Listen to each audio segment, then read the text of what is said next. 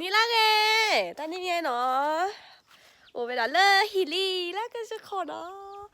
แค่ในอีกแลกแวดดอปูแหวนเนาะไปกันเลยฮัลเลอชีปูเนาะ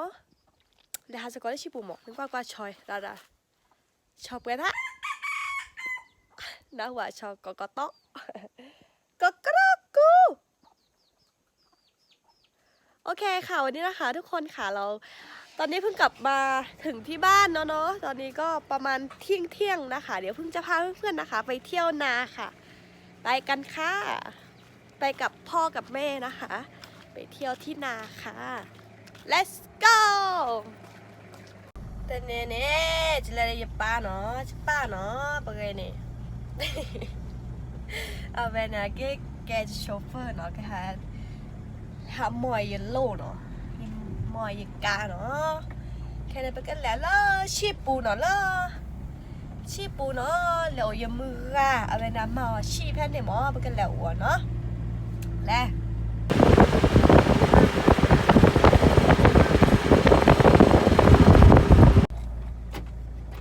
แค่ตัวคู่ตัวก็เลิกกว่ามีขี้กะนาคีกันสันแล้วพ่อไปขี้เจน่ะ나는 사실가 다그 떠리냐 느낄래겠지? 다그는? 다그 아끼래겠지래 때문에 다그 사사루 때문에 다그 어디냐 사대니께 처지가 다그는 메드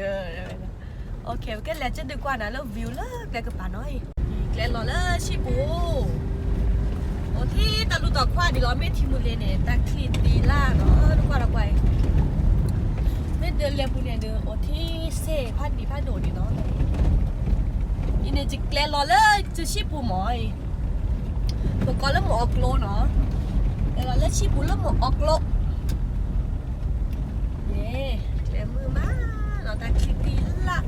giờ chỉ kia này đi, chỉ là để ship lên xuôi mà, mấy lúc bữa lơ kia mẹ bù này ta cổ mà, bữa kia lên khi này ta vơ phư cho nên mà,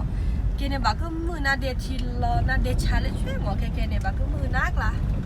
ok, tôi có là sao ship con bữa đó.นึกซอเอวลอยแล้วนะคะซอเอวลอยแล้วนะคะชอบเราเดาตากีบุกิจายแต่เปลือกคันนี้เล็กเลยเนาะคันนี้จะชิบุเนาะไปที่เนี่ยทีชีกันเงี้ยพูดใส่เลยทีชีห้าละหน่อยคันนี้ชิปูก็แหละเขาเล็กแล้วเนาะแกลเนี่ยเดือตาจูเนี่ยว่าแกลมาแล้วแบบใส่สอยก็เจ้าคนเนี่ย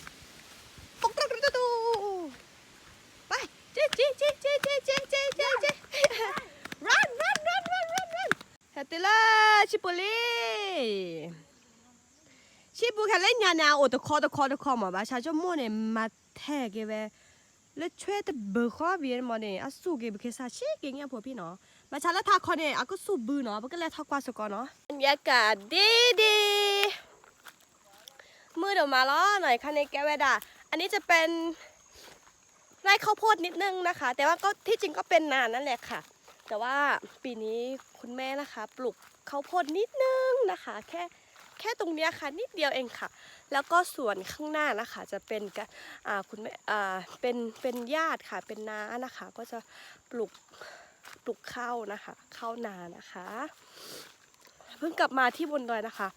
จะบอกว่าหนาวมากค่ะไม่ได้หนาวมากขนาดนั้นแต่ว่าหนาวแล้วก็แบบ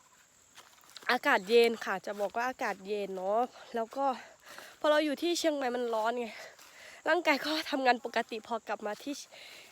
บ้านดอยเป็นหวัดจ้าไม่ไหวเลย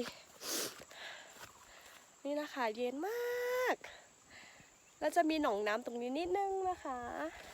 แล้วก็ข้างบนจะเป็นนานะคะแล้วก็นี่จะเป็นกระท่อมของเรานะคะโอเคเดี๋ยวเพิ่งจะพาเพื่อนๆขึ้นไปนะคะเนาะปะแกให้ดีกว่านะเลตากูบอกใครเนาะอีล่าชิโคนาปูตาลาตี้ล่ะเราจุ่มกันเนาะโอเคเลยล่าชิโคบุลีล้างบรรยากาศโอ้ล่าชิโคบุหน่อยยังไงโจเล่เดบวมึงกว่าเราโจละพี่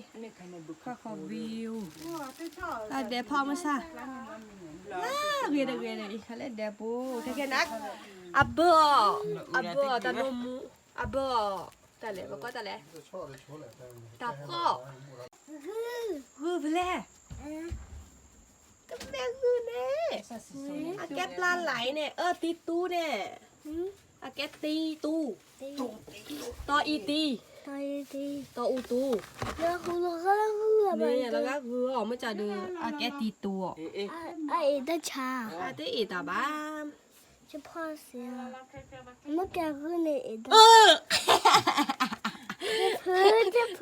เนื้อพื้นเนื้อ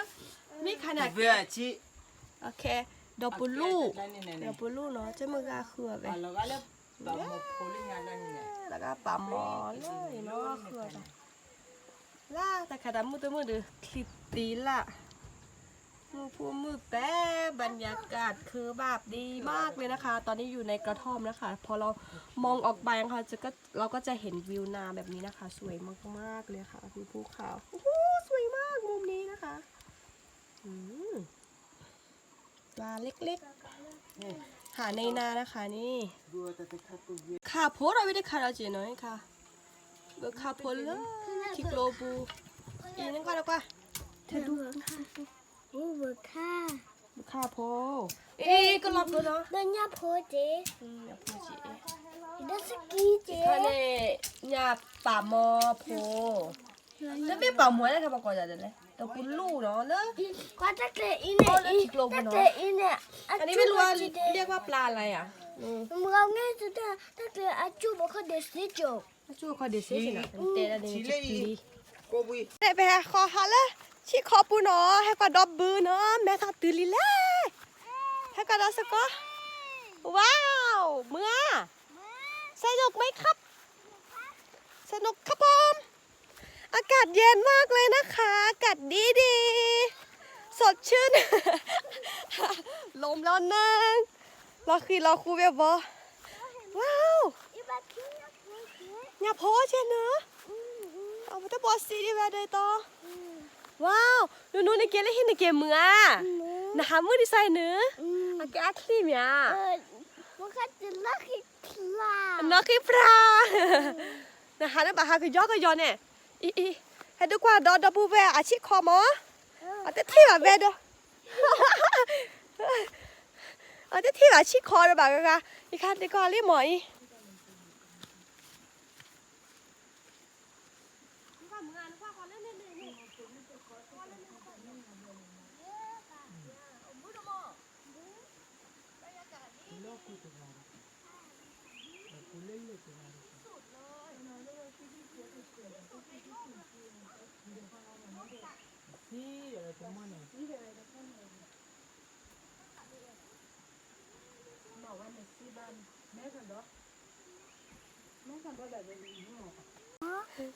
ก็จะหัน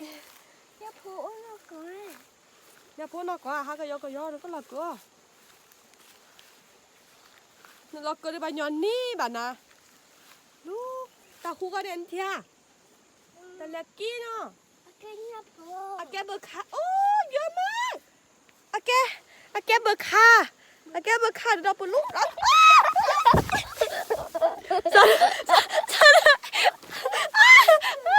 จะหนูเองก็ให้ช่วยอยากจะรักลูบักเก็ตสีดอกก็มาเด็กอีไม่แย่เราเกิดแล้วพี่ตาปุ่นโอเคเจ๊ก็แบบนั่นเจ๊เธอนี่นะอีก็แบบเจ๊เนี่ยแกก็แล้วกวางแล้วบาขอปลาหมอในคอนเนี่ยนะคะได้เสียดอกเลยดูเนี่ยหัวเนี่ยที่เบอร์ข้าน้องเราเบอร์แหวนนะคะอีกขนาดอัตเตอร์บอสซีดิเบย์พอหรอเบอร์ข้าเนอะรู้ระดับใหญ่หูเปิดท่าที่เบอร์ข้าเนาะเบอร์ข้าเล็กทิกโลบูเป็นไงไปแก้ตัวเบอร์ข้าตัวเบอร์ข้าเนาะเลิศชิบุชินาทาตัวจ้ะ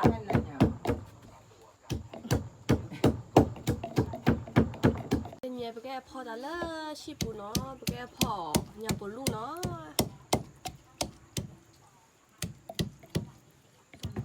ไปแก้เกี่ยวเมลี่เนาะอยู่โมมาตาวิลลี่เบม่า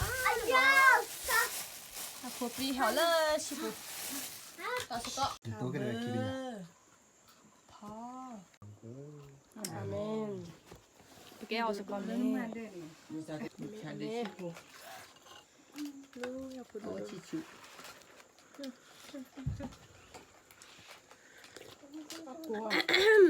วิวิเงินได้ไหมอ่ะเอาอยากแกงอยากพูดพัดดูเลย Nga te kare nga bu kapo gai. เมนูอยากพูด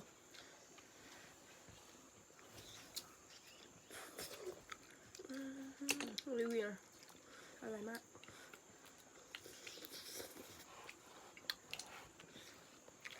โกโก้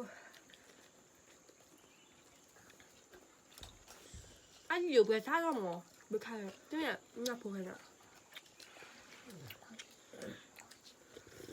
บอกให้ให้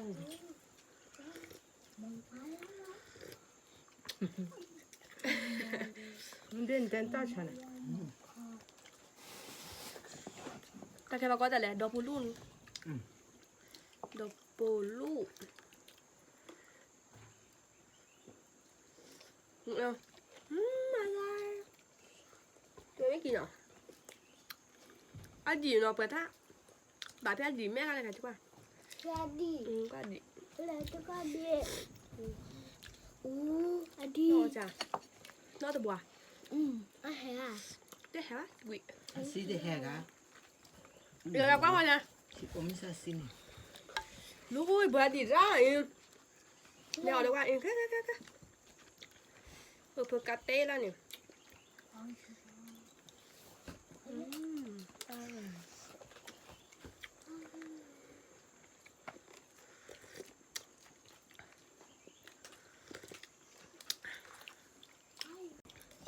ง่ายบัวน่าดี Menga. Adi kayak semua kalau. อ่ะสีส้มเหมือนปลาแซลมอนอ่ะอาปากอาปากสิ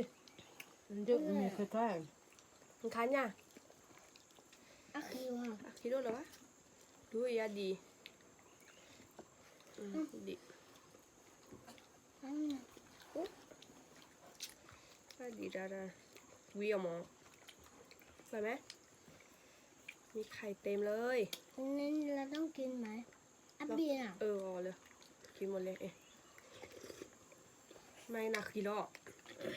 วิอะจันน่า ว่าคือ เอากินไปเลยเอาไข่เลยอะขี้ชี้ไงบอกตัวบ้านน้องเนี่ยเอาปุ๊ยืน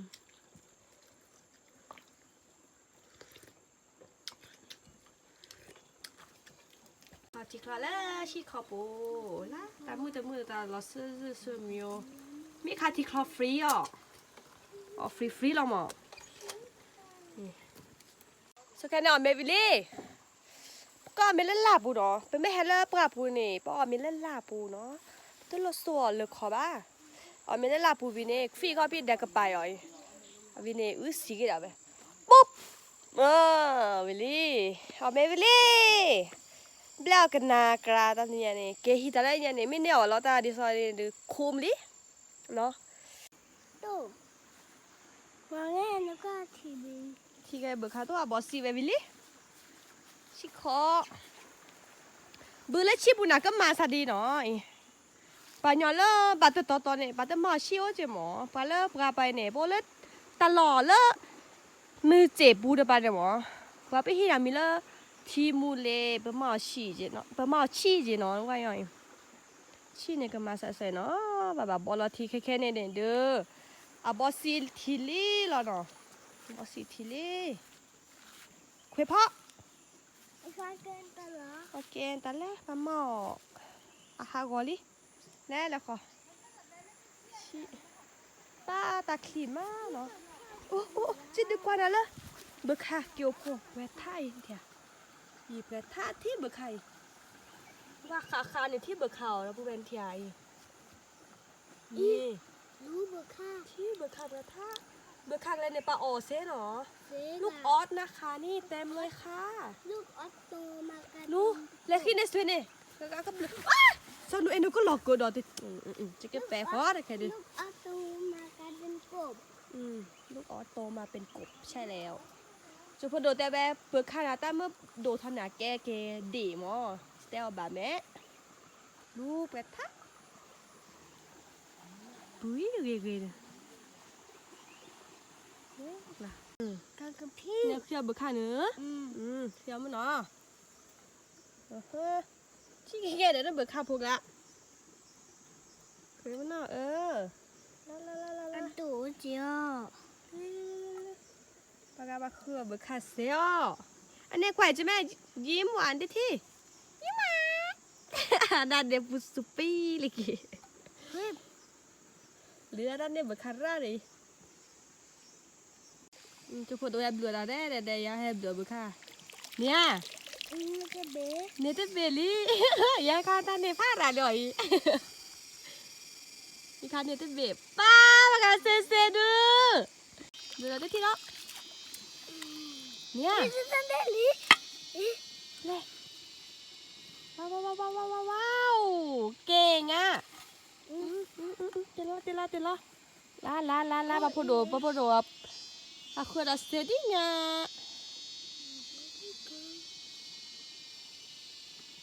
จริงจังมาก ความสุขของเด็กคนหนึ่งนะคะนี่ นี่เราเรียก จะได้ลาซาดู ลื่นได้นี่ละ ตีเราไม่น่า ให้เลือกเขาไปเลย นี่เอี้ยเลยคอ ทำไมพี่โอเคพอแล้วคิดไม่ออกอีจะได้เลย ช่วยด้านเด็บกันหรอ ซา จากกี้ใช่หรือพี่โดนึอ๋อโอเคแก้พักกันสนุกเองเลย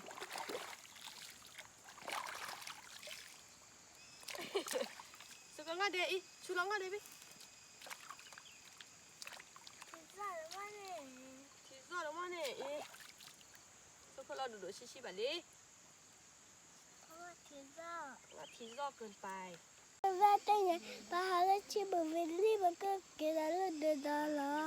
เคไม่ก็กินแล้วเล่นเดินเนาะตอนนี้เนี่ยเฮ้ฮัลโหลกันแล้วเล่นชิปูหล่อๆเนาะเห็นดูกว่านะบรรยากาศตาดีเนาะเล่นชิปูเนาะโอเคมาก็สวยก็ช่วยนะก็ในงานเนี่ยไม่ก็เกลล์ไม่ก็กินแล้วเล่นฮีเนาะวันนี้นะคะการมาเที่ยวของเรา2 คนกับพ่อแม่นะคะในนานะคะก็จะประมาณนี้นะคะมากินข้าวแล้วก็มาเที่ยวชมนะคะมาดูบรรยากาศรอบๆนานะคะ ก็ขอพระเจ้าอวยพรทุกท่านนะคะ อย่าลืมกดไลค์กดแชร์ให้เพิ่งด้วยนะคะ ขอบคุณค่ะ บ๊ายบาย